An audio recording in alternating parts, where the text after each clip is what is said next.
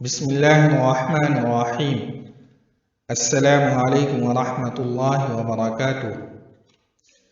ناظرین، آج ہم آپ کو کپڑا پہننے کی دعا کے بارے میں بتائیں گے۔ نبی کریم صلی اللہ علیہ وسلم کا ارشاد ہے، جو شخص کپڑے پہن کر یہ دعا پڑھے تو اس کے اگلے اور پچھلے سب گناہ معاف کر دیے جائیں گے۔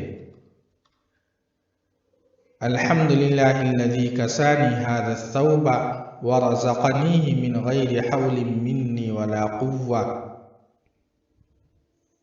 ایک مرتبہ پھر سن لیجئے، الحمدللہ الذی کسانی هذا الثوب ورزقنیہ من غیر حول منی ولا قوہ۔ ترجمہ: اللہ کے لیے تمام تعریفیں ہیں جس نے مجھ کو یہ کپڑا پہنایا اور میری قوت و طاقت کے بغیر مجھ کو عطا فرمایا۔ اس ویڈیو کو ثواب کی نیت سے زیادہ شیئر کریں۔ والسلام علیکم ورحمۃ اللہ۔